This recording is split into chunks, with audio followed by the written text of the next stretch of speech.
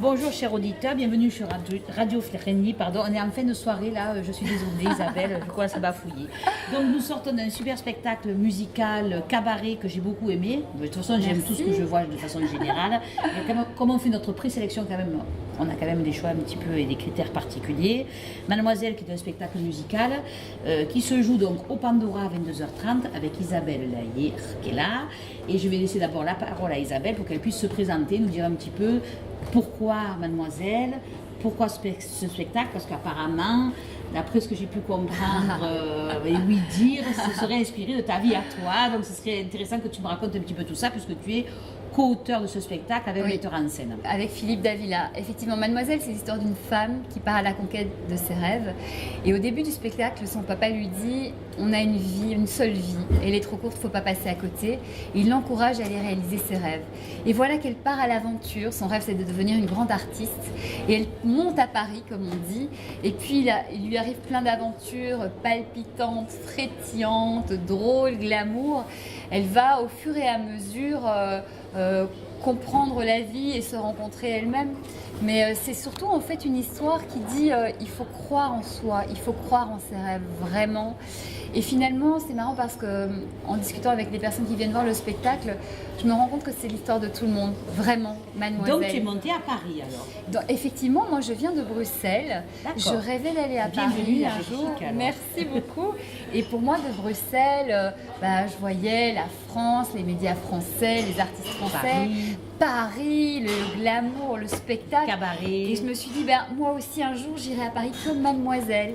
Et je suis arrivée à Paris et comme Mademoiselle, je me suis confrontée à la vie.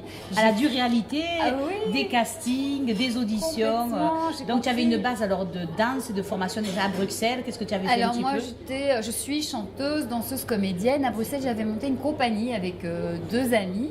On était la compagnie officielle de la télévision belge. On faisait beaucoup d'événements, beaucoup de spectacles artistiques et tout.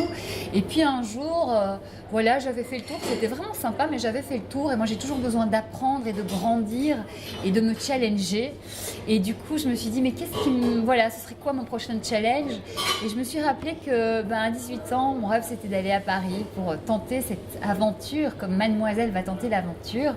Et j'y suis partie parce que je me suis dit, c'est vraiment ce que dit le papa, quoi. On n'a qu'une vie. Si c'est pour passer à côté de mes rêves et à 90 ans me dire j'aurais dû, c'est horrible de se dire ça. Ah ben non, ça je suis d'accord avec toi. Et c'est vraiment le message de Mademoiselle. C'est vraiment pour dire à tout le monde, et je suis vraiment la preuve vivante, vraiment réalisez vos rêves parce que ça rend heureux. Et même si on ne les atteint pas, on est sur un chemin. Et ce chemin nous permet d'apprendre, de comprendre. Et parfois on se rend compte que c'était pas ça et puis on change d'orientation.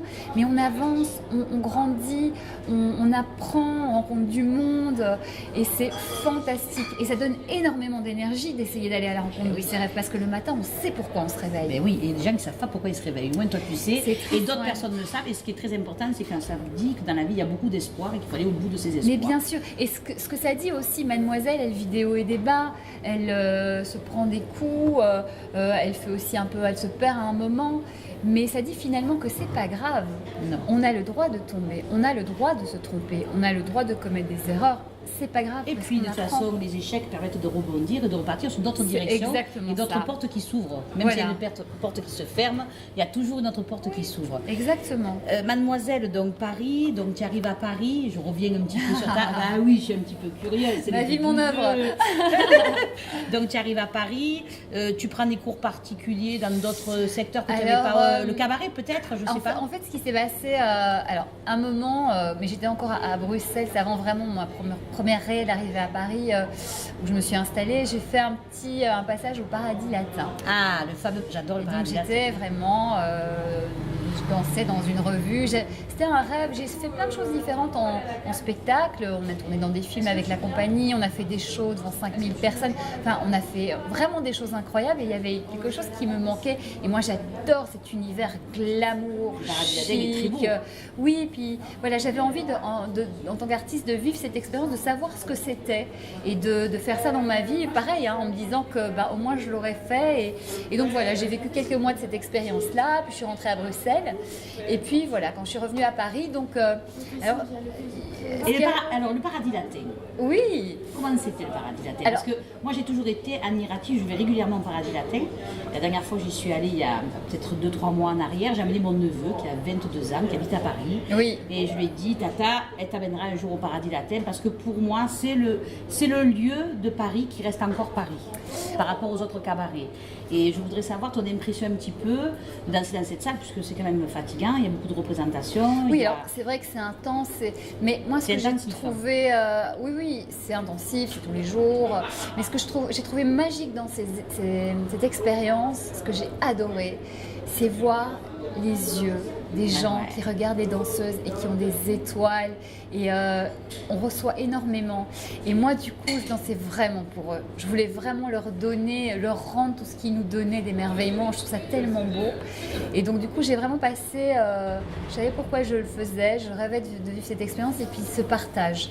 Et voilà, j'ai adoré cette expérience. Après, je ne l'aurais pas fait pendant 5 ans parce que je fais vite le tour des choses. Moi, j'aime bien apprendre, avancer. Et quand j'ai fait le tour, hop, je passe à autre chose. Donc, tu repars à Bruxelles et tu reviens à Paris. Je reviens à Paris. Donc là, j'avais fait le tour de toute cette expérience avec la compagnie et tout. Et alors, le truc, c'est que moi, je suis un peu multi-active. J'adore faire 1000 trucs. Hein, c'est pas suffisant de jouer, de chanter et de danser. Donc j'avais fait des études de journalisme. Et comme à la fin de mes études de journalisme, la compagnie fonctionnait super bien, je me suis dit, je vais danser, je vais jouer, je vais chanter. Et puis quand j'ai eu fini cette période de chant, de danse et de jeu, je me suis dit, tiens, je m'étais dit journalisme. Et donc j'arrive à Paris en me disant, tiens, et si j'essayais un peu du journalisme, histoire de changer.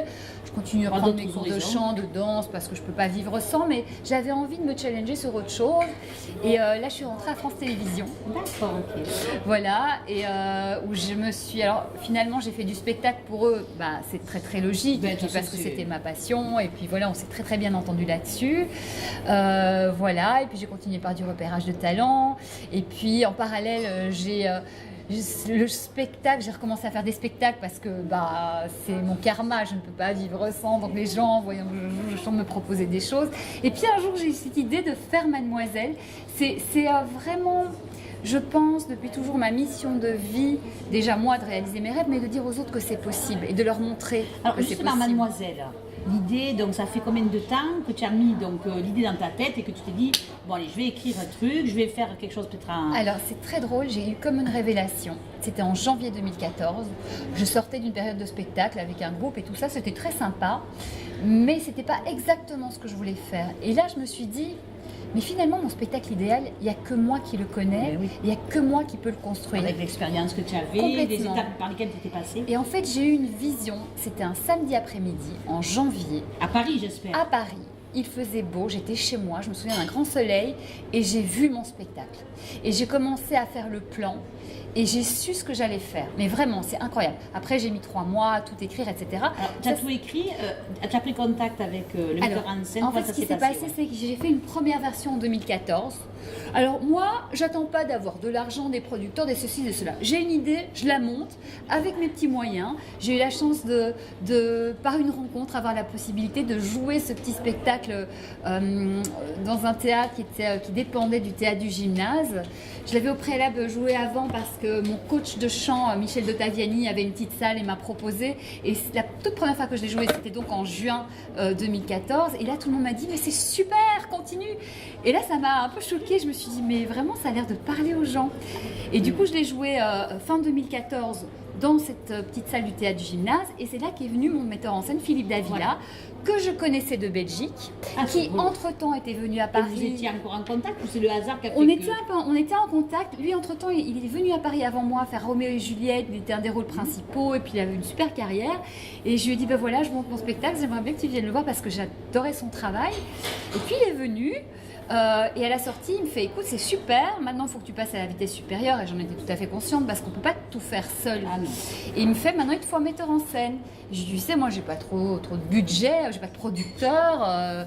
Il me fait, mais tu sais, un metteur en scène, s'il est passionné, s'il a un coup de cœur, tu lui demandes, et on est des passionnés, donc il te dira oui. Et là, je le regarde avec des yeux aussi grands que le monde. Et je le regarde, je dis, écoute, j'aimerais bien que ce soit toi. Et là, il m'a dit, mais avec tellement de cœur et de passion, mais avec plaisir. Je t'aime comme artiste, j'aime ton spectacle, je vois très bien où on peut aller. Et du coup, là, j'en suis pas revenue. Je dis, mais pince-moi, c'est énorme, Philippe Davila, quoi. Et du coup, alors 2015, tous les deux, on avait beaucoup de choses prévues. Donc, on s'est dit, bon, ok, 2016. Et c'est là qu'en 2016, on a tout retravaillé. On a fait cette version-ci. Et je dois avouer que c'était très chouette, la première version. Elle était très mignonne, très candide. Et j'avais beaucoup de retours sympas. Mais avec Philippe, on est passé à une autre dimension.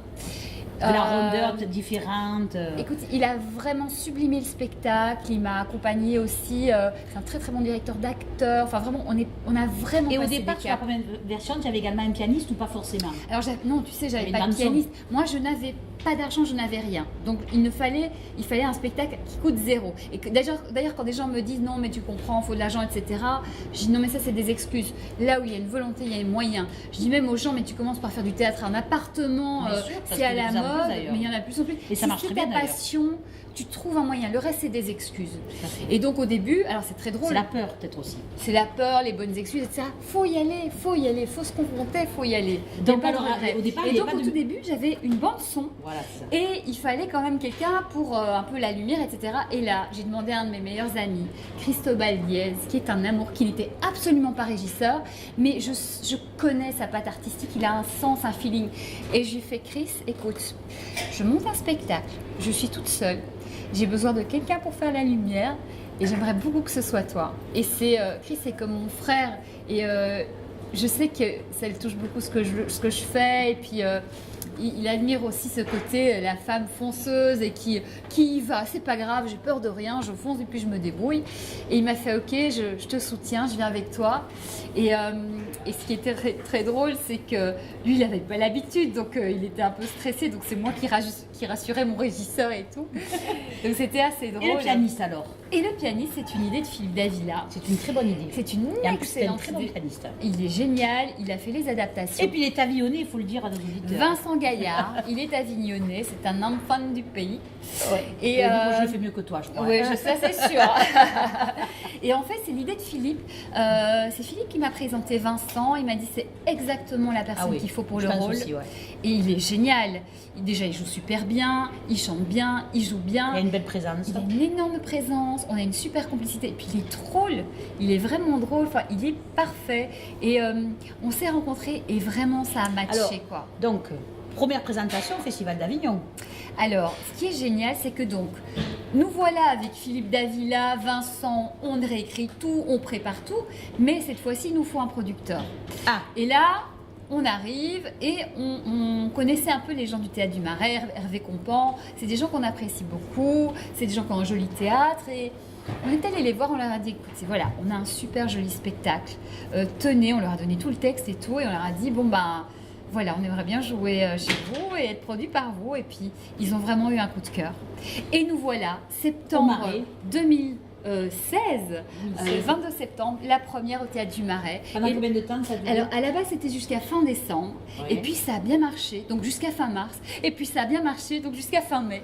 2 prolongations. Super. On a eu aussi une nomination Petit Molière. Alors Ah, ça, c'est on extraordinaire. n'en revient toujours pas, mais merci, c'est juste un cadeau. C'est marqué, là. Voilà, c'est marqué, mais derrière sur les flyers. Mais il fallait le mettre en plus gros, ça. Alors, ici, on fera ça la l'année prochaine prochaine. fois. Voilà. Et puis, on a eu aussi un article dans Paris Match, pareil, super. Donc, moi, j'hallucine, j'ai des cadeaux tout le temps.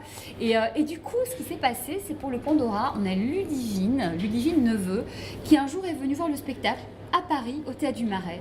Et à la sortie, elle m'a dit, écoute, j'ai un créneau à 22h30 au Festival d'Avignon. Et je veux que ce soit vous, j'ai un vrai coup de cœur.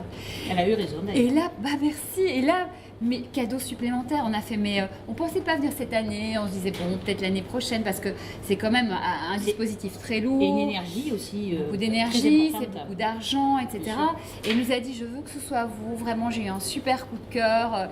Donc de là, j'ai rappelé mon producteur, j'ai dit, écoute, ce serait génial, on y va. Et évidemment, en plus, le Pandora, c'est un super théâtre. Ouais. Alors déjà, les Bien assis, conditions, direction artistique merveilleuse, le public est super bien installé.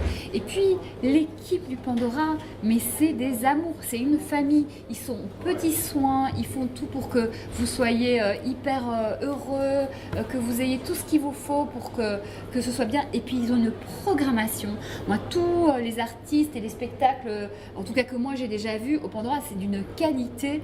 Donc déjà, c'était un honneur de se dire le Pandora nous choisit, connaissant la programmation et la qualité de sa programmation. Donc voilà, cadeau, cadeau, cadeau. Merci. Et puis en plus, c'est bien parce que tu es dans un lieu qui vit toute l'année, parce que le Pandora vit toute l'année à Avignon. Complètement.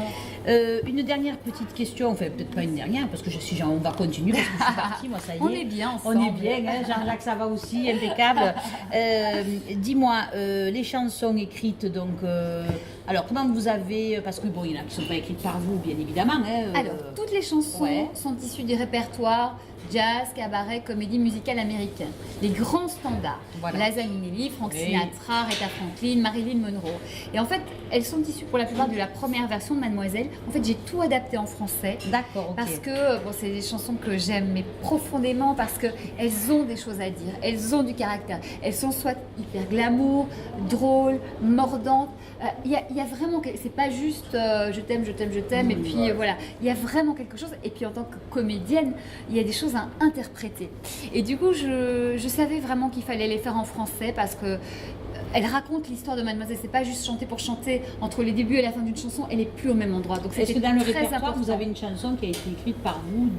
Non, tout est issu du répertoire. J'ai tout adapté, sauf les chansons cabaret qu'il était déjà.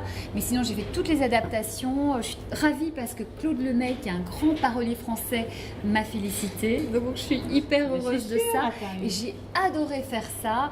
Et voilà, j'ai beaucoup de retours vraiment sympas. Et puis c'est génial de les découvrir pour la première fois en français.